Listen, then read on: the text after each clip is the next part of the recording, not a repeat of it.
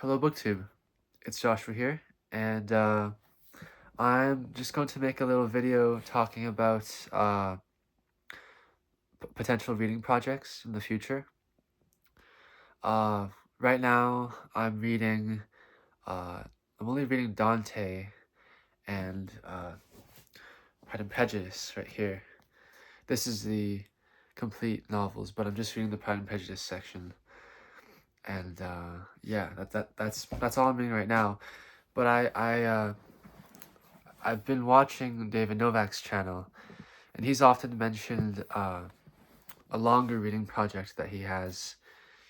He's reading, what is it? A history of the United States or something like that, by Henry Adams, in two Library of America volumes, and they're both volumes are very big, probably thousands of pages each.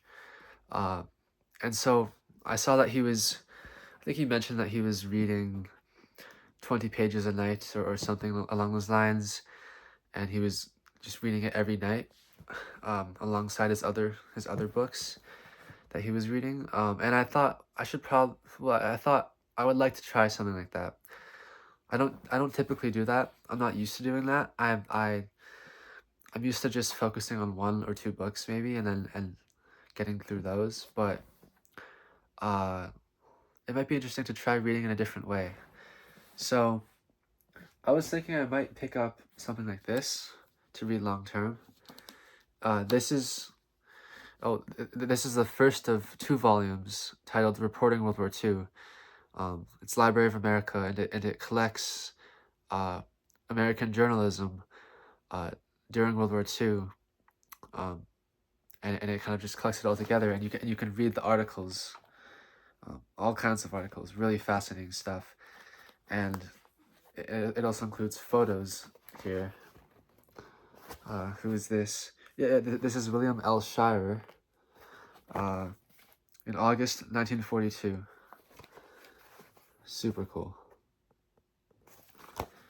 And it has lots of photos like that. Here's Shirer again.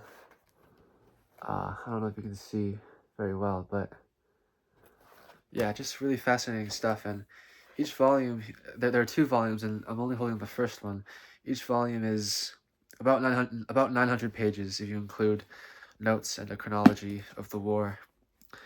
And it just seems it seems like this volume would be very fascinating to read. And it's also long because each is about 900 pages, so that would provide me with reading material each night, or however I portion this out. It would provide me with material for months to come. And I guess the reason why I'm thinking of reading something like this specifically is because I just read a World War II historical fiction novel titled "The Book of Lost Names" by Kristen Harmel, and I enjoyed that one, and I loved its setting. So I wanted something. I guess I want to read something on World War II in keeping with that theme. Uh, so yeah, I was also thinking that something like this would be interesting. This is a biography of Bernard Shaw by Michael Holroyd, and this was only the first volume out of four, uh, titled "The Search for Love." And I know pretty much, I know nothing of Bernard Shaw, almost. I haven't read any of his works, any of his plays, and I don't know much about his life. But, well, it just seems like it'd be fun to jump into a biography of someone who I don't really know anything about. Uh, and so, yeah, here's the author. So these are all just potential reading projects that I wanted to show you guys. So here's another one, Plutarch. This is, this volume is a part of the Britannica Great Books series. And it's the only one of these books that I have. I just found this one specifically in a used bookstore, I think. And I got it because it had all of Plutarch in it. it has all of Plutarch completely, about 900 pages of it. Whereas I think for if you look on Amazon for Plutarch's Lives, I think a lot of the major publishing lines like Penguin or Oxford or Oxford World Classics, I think they cut up Plutarch into multiple volumes. So it's nice to have Plutarch all in one thing. And I figure reading something like Plutarch or another ancient history, which I have a number of ancient histories on my shelf.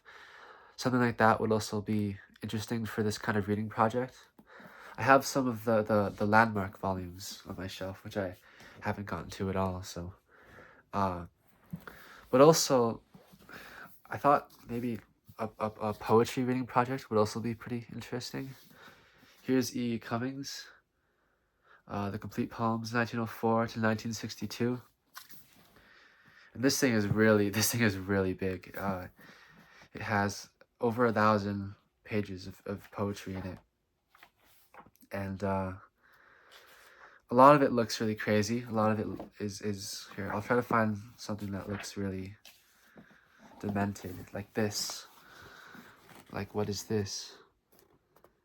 But I think it'll be interesting to look at this poet and look at all of his poems. I mean, if I can get through all of them, um, and see which ones I like and see which ones I don't like so much, and see what he has to offer. Something like that with this poet or with another poet on my shelf would be kind of interesting. Uh, so yeah, I'm just kind of showing you guys, or I was just showing you guys some ideas that I had for future reading projects. Uh, yes, but that's pretty much it. So thank you for watching BookTube, and goodbye.